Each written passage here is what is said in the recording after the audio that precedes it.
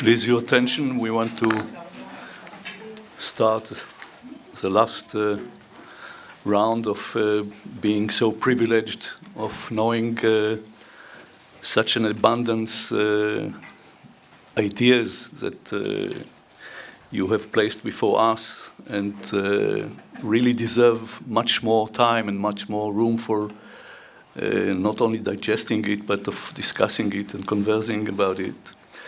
I would start with only one thing that I have been shivering with while listening to you. Your description of your youngster's experience of looking at this picture of this girl with this hollow look and gaze. And you are saying that you was feared of it and you were scared by looking to this hollowness of human being, which is stripped off his humanity by this disastrous event of the atomic bomb. And I thought to myself that in looking at this photo, you are kind of witnessing the disaster of this young girl, even if decades later. And in the opportunities that you are giving to us, it's a kind of an offering that we can look at this face, at this horror, and witnessing it, even if it's even some more decades later. So thank you for that very much. Okay, thank you. So it is my final presentation of in Israel. Well, everybody came to me and said that I should speak shortly. my presentation is pretty long because we don't have so much time. So then I prepared many, sentences, but then I skip all the theoretical part. I just focusing on case material, case presentation. But I just to briefly tell you what my point is. Naomi, I just want to read the very first part of the paragraph. Sorry. Psychoanalytic work most often occur through narrative. The patient describes his or her experience in narrative form, attempting to create order out of chaos, and using narrative as an organizing principle. The analyst listeners listen to the narrative in pieces together, scraps of information of all stores, also from the patient accounts of his or her daily life. Patient and analyst observe and attach meaning to these scraps, and then create stories with spatially structures and temporary consistent plot. I would like to suggest, however, that analysts' preoccupation with the theoretical models and the formulation of analytic narrative can be limiting as well as liberating. By examining the concept of surrender, the narrative, I believe that we can expand the possibility of analytic diet. But I skipped the review and discussion on the surrender and the narrative. Okay, then yes. This is a case, and in the New York, it's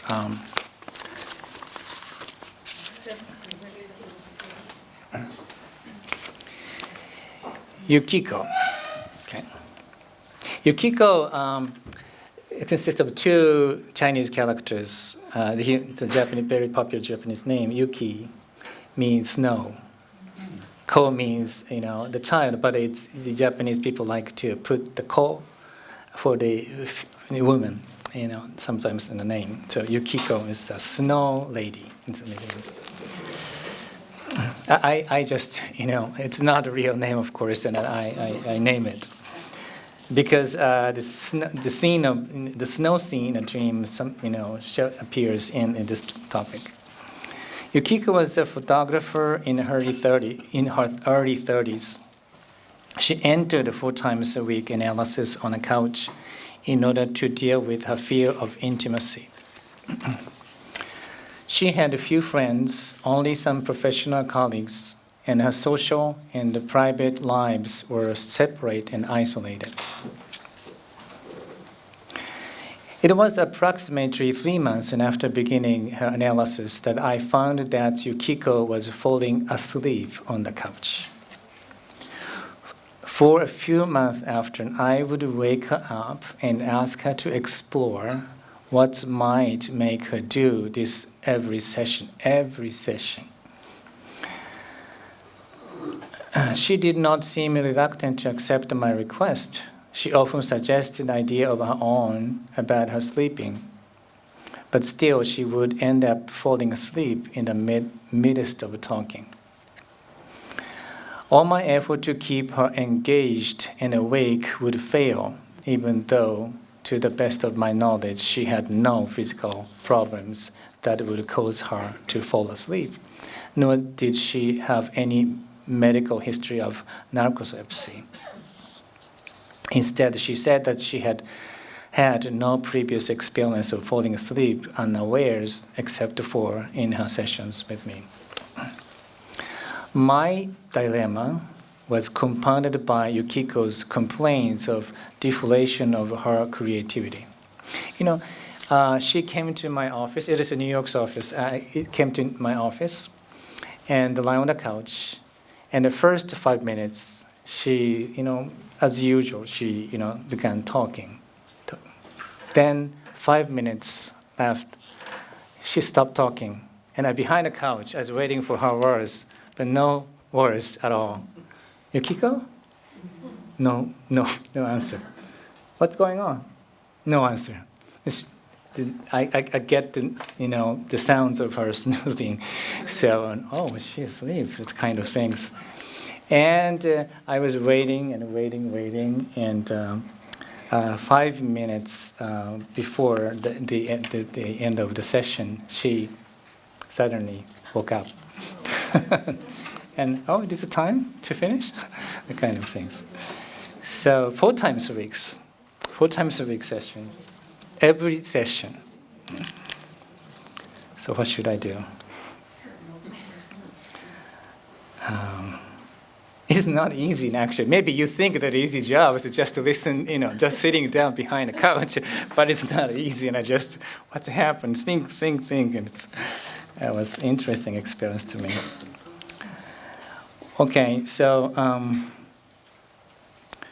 my dilemma was compounded by Yukiko's complaints of deflation of her creativity. She's a photographer. She claimed that she could not reach the essential part of her artistic sensitivity. That whenever she tried to take a photo, no feeling or artistic sense came to her mind. She felt that she had almost forgotten how to create a picture with her camera. The more I attempted to explore her falling asleep, the more she complained about the loss of her creativity. I felt helpless and powerless and distressed with her lack of control and mind over her sleep and wakefulness. My understanding at that time was that Yukiko needed to withdraw from the outside world, including me, by shutting down all stimuli. I felt that she was afraid of being intimate with me, that my qualities, empathic comments, and interpretations were experienced by her as overwhelming indications of intimacy, and only served to increase her fearful expectations. The story of her relationship with her mother underwrote this perception.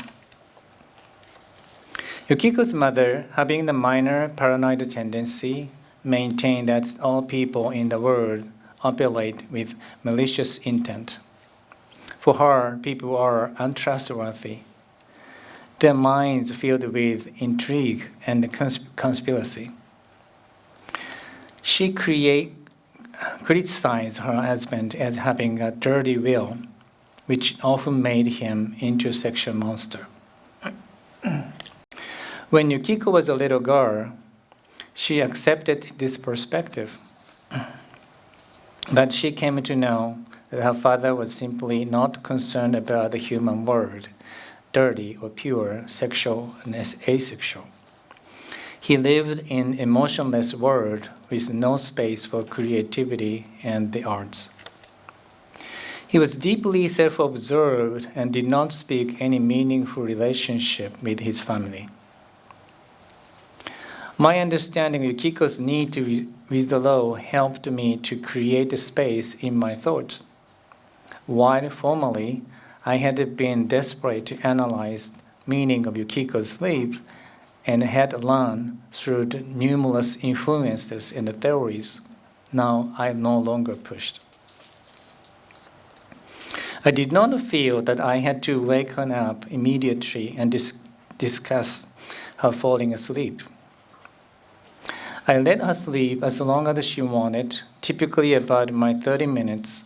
Sitting behind the couch, I spent the time alone with my thought and listened to her breathing. About a year after I stopped pushing to understand it, Yukiko's sleeping in the session ended. She also resumed working and actively devoting herself to the photo business. She talked about her way of photographing an object, saying that she always waited for the moment of nothingness. She began by consciously determining how to shoot the object and carefully check any technical issues. Then she banished her self-consciousness and threw herself into the moment. If she successfully brought herself to this condition, the moment of shooting came to her. But now, she said, I was not able to banish myself. I waited for the moment with my camera in hand, but I slide into my consciousness. As long as there is a sense of I there, I cannot shoot anything. Even after she stopped sleeping in session, Yukiko often had a period of silence, frequently for minutes at a time. When I asked her to tell me how she felt during these silences, her reply was ambiguous. I don't know. My mind was just empty. If I had not experienced a year of her sleep session, I would have aggressively analyzed the state. I try not to explore it as actively as I might have done. And I allow her to make time for silence. It was not easy to me. I tried to stay with her, keeping my arousal and the physiological state at a low level. As long as I kept myself in this state, she also stayed calm and felt easy. Toward the end of the third year of her analysis, she said to me, "Silence is silence.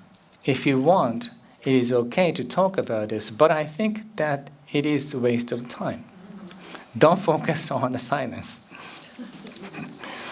One day, Yukiko told me about a dream in which she found herself in the snow-covered town where there were no other human beings. Houses, trees, roads, and all other objects were blanketed with snow as far as an eye could see. In the dream, she was excited at the prospect of taking photos of the scene because she could see the real faces of all objects, because all things are covered by snow. I wondered if, through this dream, Yukiko would struggle to capture the essence of the word, the essence of her aesthetic. She needed a space which was not contaminated by her mother's paranoid filter. For her, language, explanations, interpretations were not the pure white like a snow-covered world that she saw in the dream. They were all potentially contaminated by her basic mistrust of the world.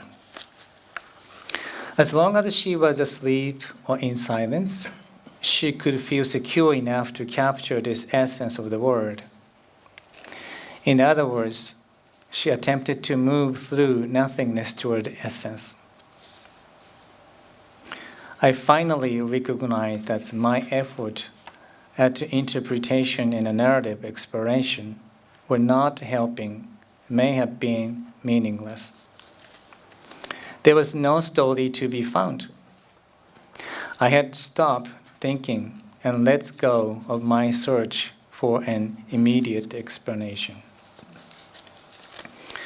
For the last year of her analysis, Yukiko no longer fell asleep or maintained notable silence in session. And I found that unique rhythm had emerged between us, organized around matched pose. As she finished talking, almost simultaneously, I stopped thinking, and my mind became empty for a short time. This is unusual for me. Typically, as I listen to my patients, I sense that my brain is working actively and processing all the information I obtain from their narrations and behaviors. Toward the end of their speaking, my brain actively rises to the climax, and then immediately after their finish, I give them my thoughts and feelings. But in relationship with the Yukiko, we both achieve an empty moment simultaneously. I found myself not thinking anything. If I had not experienced her sleeping in the silence for the first 3 years of analysis, I could not have recognized and accepted this phenomenon. In one session, Yukiko talked about a short trip she had made with a male colleague at the web company request. She was nervous and felt uncomfortable being with him for the whole story, all day. As she began to talk, I found my brain working very hard. What was it she wanted to say through this episode? Was she expressing the essential conflict? What did she expect me to say? As usual, I constructed the story in my mind for each issue and attempted to articulate the highest priority at each moment. Intimacy with others, trust from others, or yearning to share some feeling with me. In this case, however, as Yukiko finished the story, and my thoughts slowed down and came to a stop. There was a pause. The pause was very short, but our communication and my internal activities are both suspended. Probably her level of internal activities went down.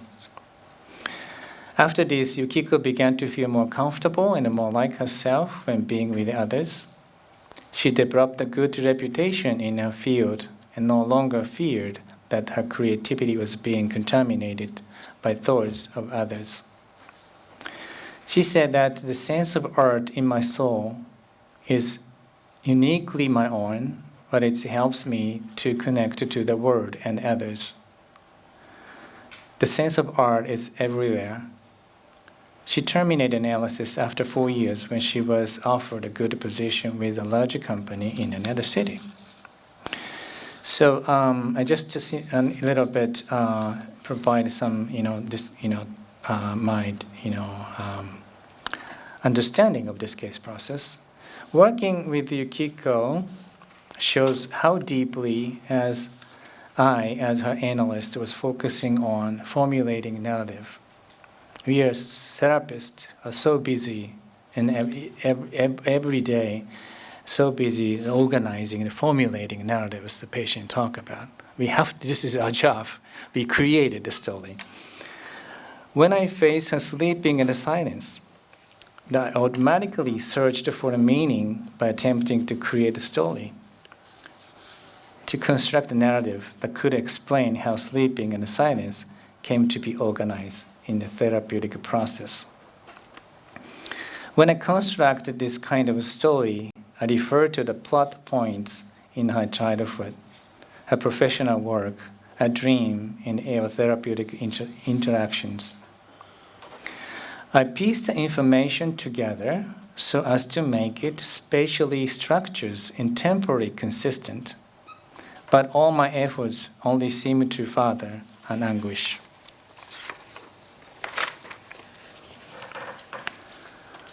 By contrast, I did not review the meaning of surrender or the emptiness, but maybe you can tell what they are.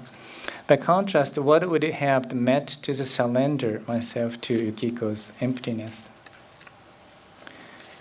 It had meant not constructing a story or freeing myself from my preoccupation with formulating the narrative. The process I am describing is not about finding a non-narrative story, finding a meaning in Yukiko's non-narrating. It is about relinquishing narrative altogether. This stance of surrender helps me to find a way of working with or relating to Yukiko. Of course, I also recognize irony that in sharing this case in a coherent fashion, I have, in a sense, imposed a narrative framework on my work with Yukiko. The narrative process of case formulation is nevertheless taking place in hindsight and such that different from the moments of emptiness that I have described in my work with my patients. In Western analysis, we are trained to find what it is that transpired during the interaction. Even when we encounter the silence or the pause, we seek to understand what meaning it might have. But as Yukiko's case suggests, the psychological process can often be organized around the moment of emptiness. A Bionian analyst Boris maintained that the importance of tolerating the notion of nothing in the psychoanalytic process, pointing out that for many analysts, including Bion, there is no such thing as nothing. In response, Boris criticized the traditional analyst's necessity for seeking the meaning or presence of absence in silence or no actions. He says, one's own capacity to tolerate nothing quickly becomes an issue central to the analysis. If one can regard the torment and experiences as the hateful fact, analysis is possible. If one succumbed to the temptation to replace nothing with something.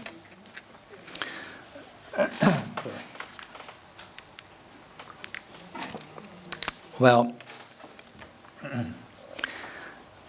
sorry, I just have kept talking from yesterday. When one soon is out of the analysis business and into transfusion business.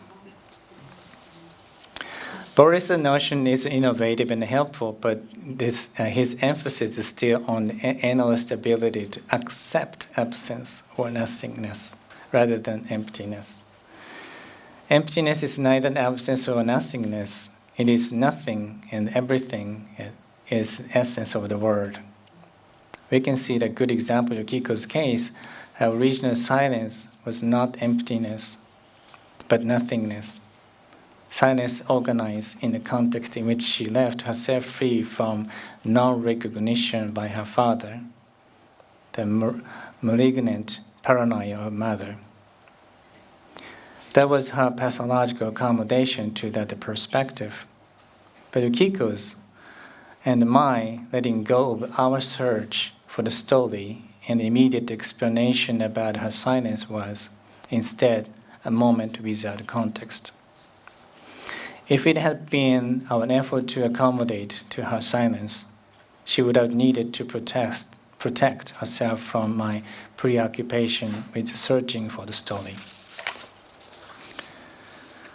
How can we describe an intersubjective field in which Yukiko accesses the essence of the word or essence of aesthetic? I believe what dissolved the analytic impasse in Yukiko's case was our surrender to the moment of nothingness, as she called it. This is her word. For her, words and memories are contaminated by other people's perspective, mostly her mother's. The essence of a human relationship for her could only be created through the process in which we both renounce the necessity to formulate narrative. Yukiko, an artist, seemed to know how to create essential moment. She also knew how the moment had the potential to create a secure and trustable word. In other words, the moment included the essence of the word, the human relationship. But by relinquishing our attempt to think, explore, and analyze, and focus on her psychological condition, Yukiko and I surrendered. In this presentation, I have attempted to expand again the idea of surrender, especially in relation to emptiness. Surrender can be to emptiness, the moment without context, in which neither the sense of being, a living experience, nor meeting with the other has yet emerged. Surrendering to emptiness allows the analyst to go beyond spoken and unspoken narratives, or formulated or unformulated experiences, to be sensitive to the essence of the word. For me, emptiness does not refer to the special moment, but can be found anywhere in the psychological process. It can be felt anywhere we allow ourselves to accept the essence of the word. In the spontaneous conversation, a narrator does not deliver fully constructed and plotted narratives, and moment by moment does not know exactly what he or she will say or how it will be understood by the other.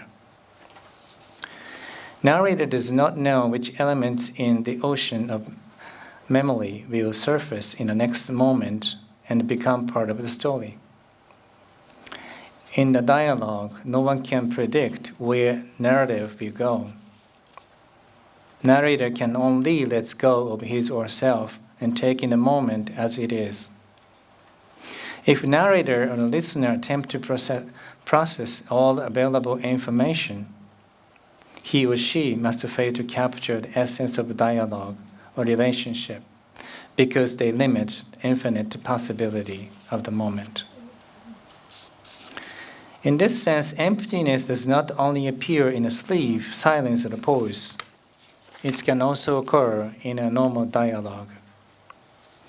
In Yukiko's case, the moment of nothingness was the center of therapeutic action. In this stage, she could transcend the guilt of being, which came from her fear of contaminating me with her basic mistrust about the word and the being contaminated by my personal view of the word. All mental activities and intersubjective process was stilled, yet within this stage lay a great potential for creating the essential essence of our relationship: trust, sense of security, sense of self's subjectivity, our interactions, and our creativity. Emptiness emerged prior to analysts and the patient awareness of their identity, this sense of self, and their professional, therapeutic, social, and cultural rules. Emptiness may or may not be embodied in the silent space, but it does not have temporal consistency or spatial structure in itself. It may reside at the center of anything in analytical relationship. It does not have anything, yet it can create anything. Thank you.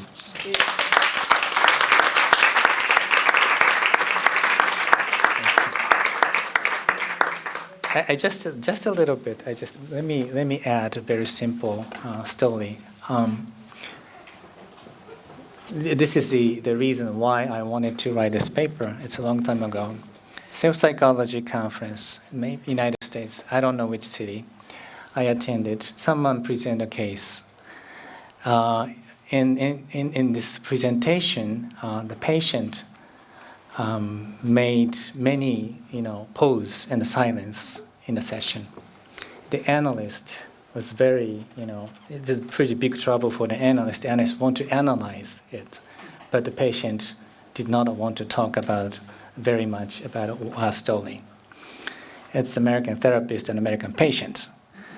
And and after it's a plenary. So after the plenary, we are going to the short, small, discussion group. I attended, and they're so busy to discussing the case. They are so fascinated by the case, but they want to focusing on what the silence means.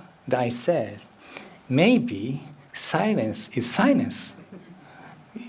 There is no meaning, maybe, but wow, it's great, Koichi, you're wonderful. It's a very Eastern perspective. So the silence means nothing. So this is the Western perspective. They eager to find some meaning even in the silence. So this is the stories behind my writing the paper. Okay. Thank you so much. Thank you. Nice work. Yeah.